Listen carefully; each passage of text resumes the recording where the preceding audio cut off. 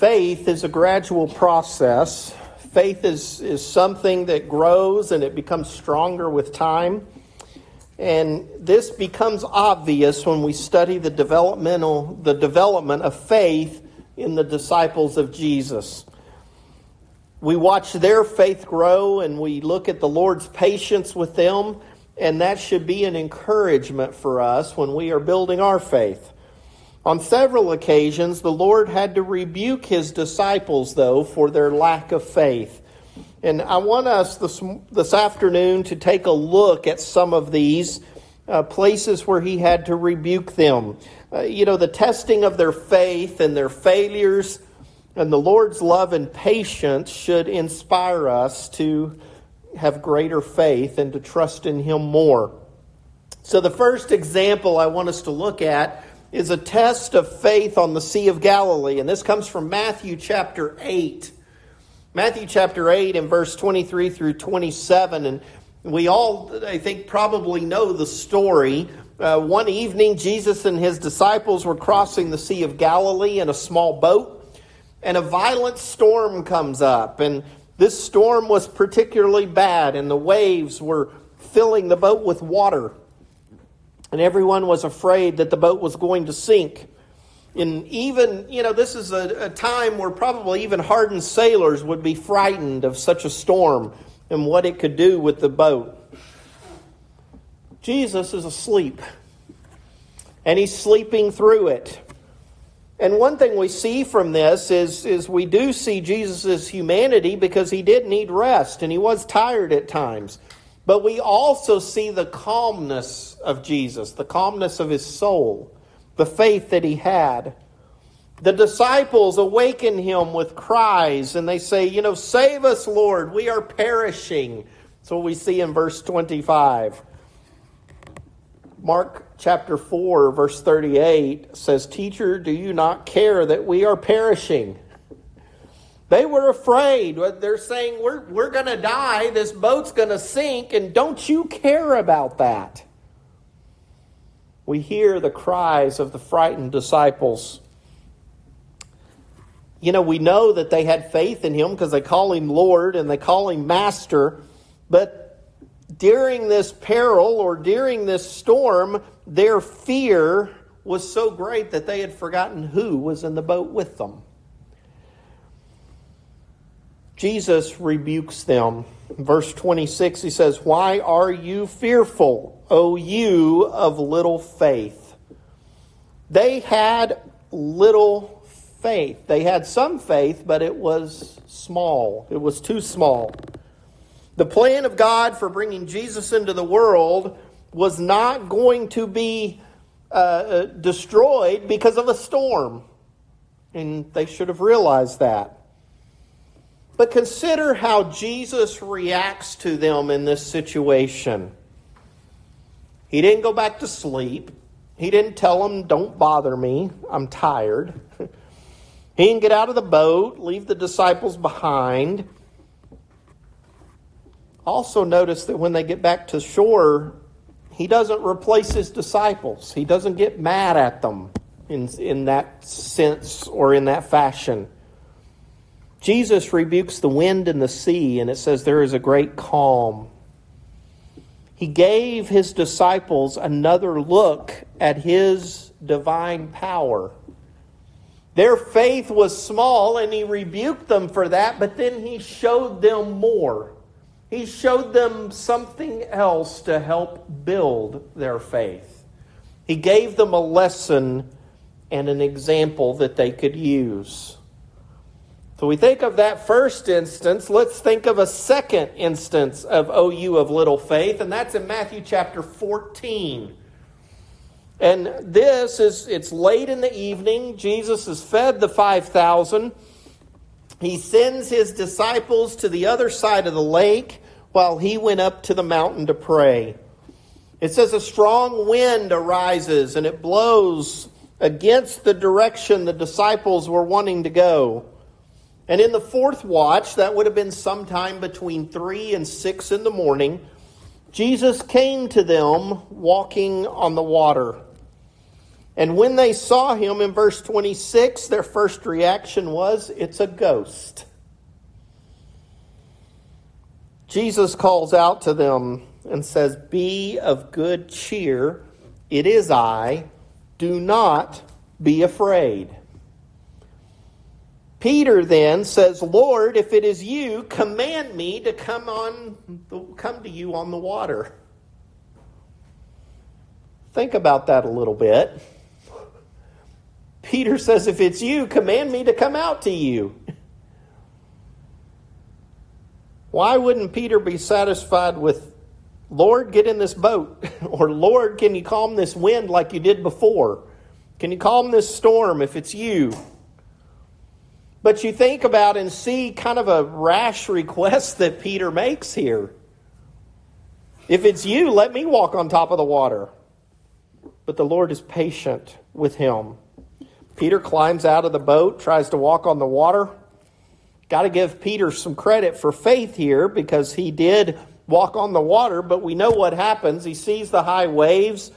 He's afraid, and he begins to sink. He says, Lord, save me, in verse 30. I think this is interesting because he has the faith to say, if it's you, let me walk on the water. And he comes out and he's doing it. What would be going through our minds if we had gotten out and walked on the water? But he looks around and he sees the waves and he forgets everything else. And he starts to sink. So what does Jesus do? He doesn't leave Peter. It says in verse 31, he immediately stretched forth his hand. He immediately grabbed hold of him. He gave him that firm, loving grip. And then he says to him, "O you of little faith, why did you doubt?" It says when Jesus and Peter get into the boat, the wind immediately ceases. Again, think about this. Peter walks on the water, but loses his faith when he sees the turbulence and the things around him. Jesus immediately grabs him, brings him in. The winds and the waves stop. We know that the disciples were greatly impressed by this, and the wind immediately ceasing when he gets there. Because in verse 33, it says, "Truly you are the Son of God." What did Peter do, or Jesus do, when they got to shore? Again, he didn't replace his disciples. He didn't get upset with them. He kept working with them. He kept working with Peter. And he kept working to strengthen their faith, even though they doubted. Another instance that we see is in Matthew chapter 16, and the disciples misunderstand and they show their lack of faith. Chapter 16, verses 5 through 12. Jesus here tells them, "Take heed and beware of the leaven of the Pharisees and the Sadducees." And what do? They think he's talking about bread. They say, "Well, it's because we didn't take any bread." And Jesus tells them, "O ye of little faith."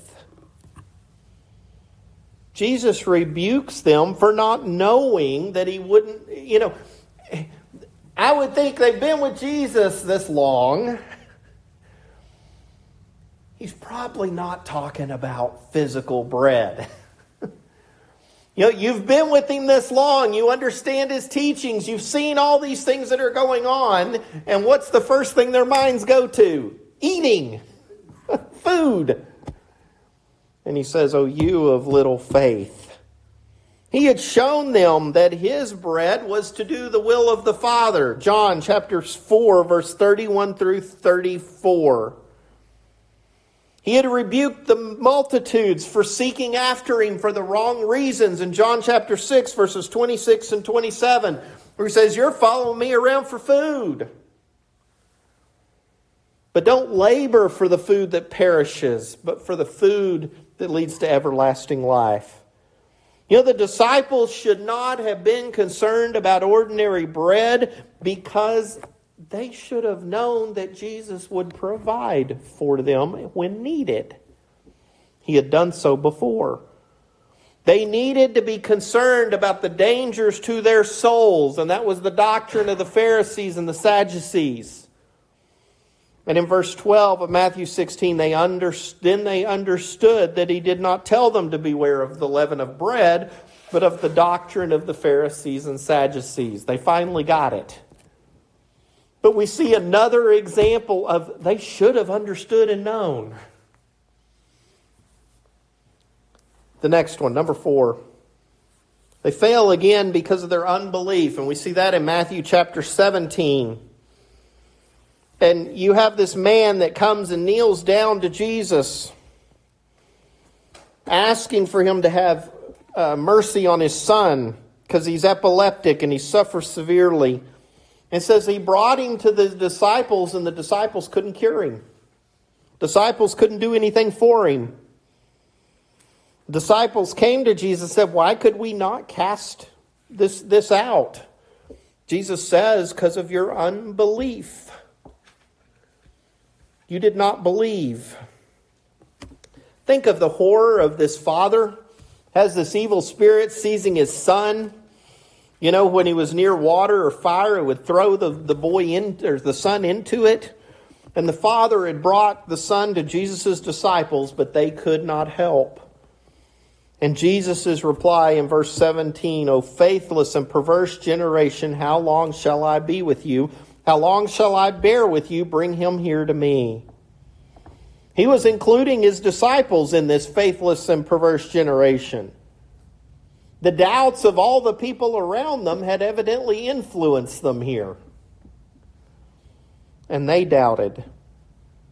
The disciples asked why they couldn't do it. And Jesus says, because of your unbelief, for assuredly I say to you, if you have faith as a mustard seed, you will say to this mountain, move from here to there, and it will move, and nothing will be impossible for you.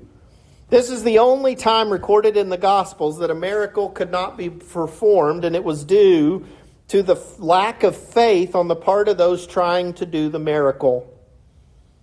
With only a little bit of faith in the age of miracles, one could move mountains. Today, with only a small amount of faith, one can move mountains, figuratively, of course.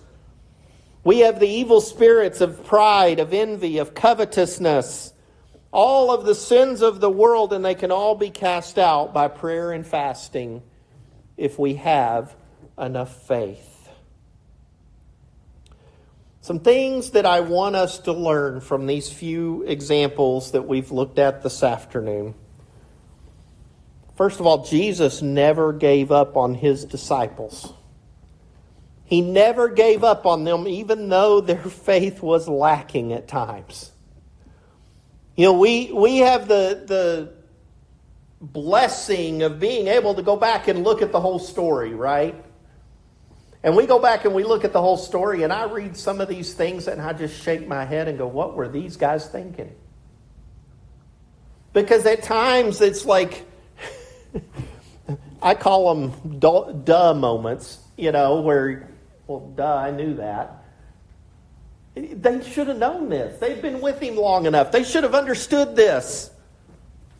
And they didn't at times, and Jesus never gave up on them. He never gave up on them. And they never gave up on him.